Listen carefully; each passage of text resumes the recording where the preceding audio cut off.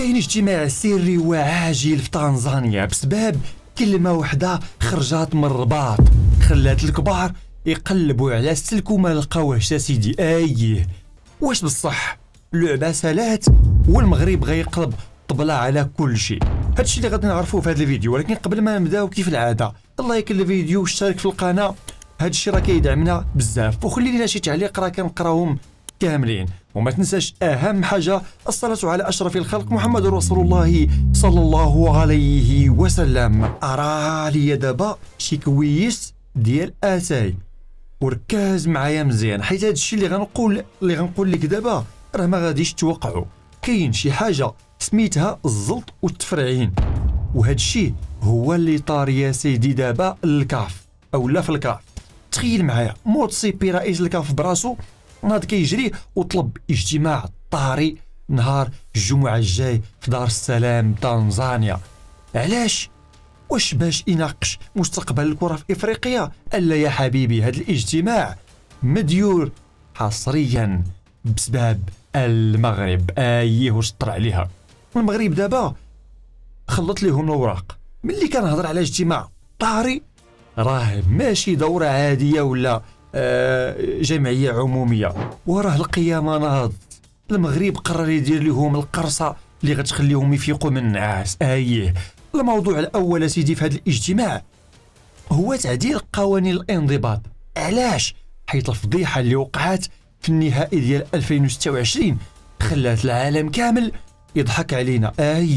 الكاف عرفت راسها زبلاطها بصح، ودابا بغاو يغيروا الصلاحيات ديال اللجنة تأديبية ويشددوا العقوبات، حيت داكشي اللي داروه مع السنغال ورا كان ضحك على الدقون.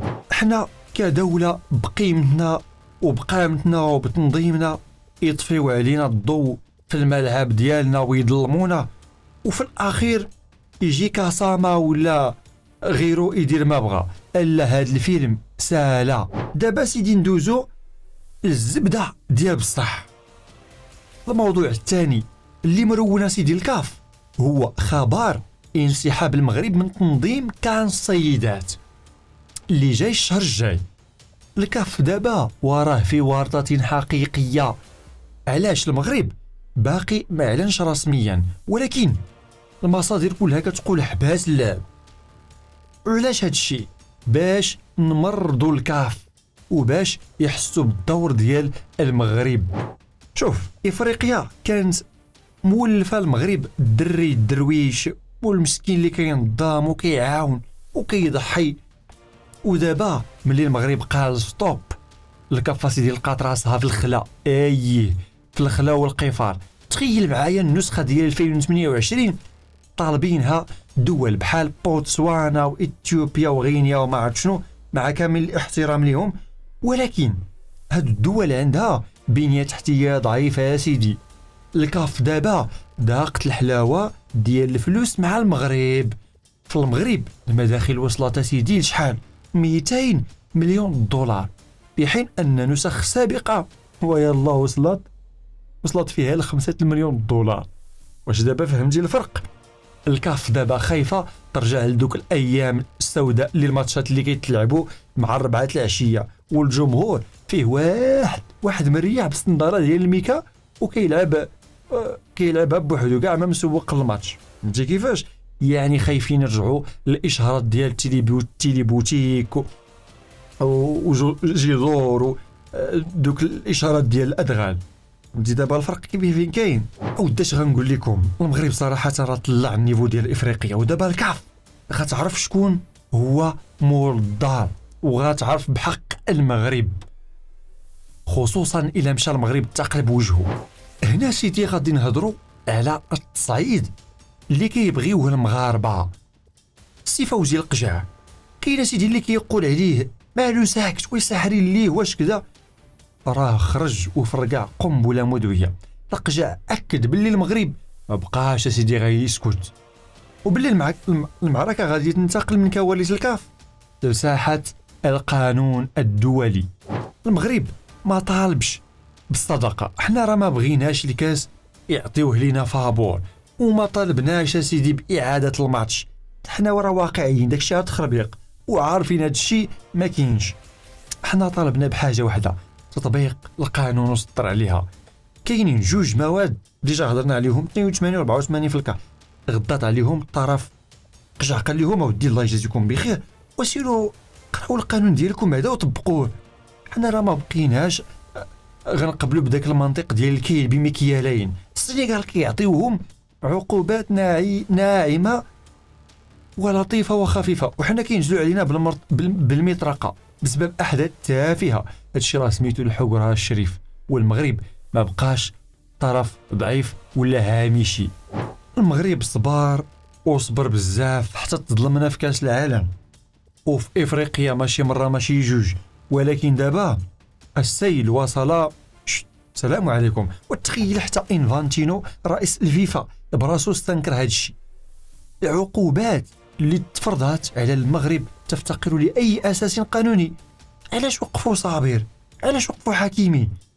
غير حيت صابر سيدي وقف يحمي اللعابه من داك التخربيق وداك السحر الاسود ولا ما عرفت شنو هو داك الشيء اللي اصلا هما معروفين به كيديروه.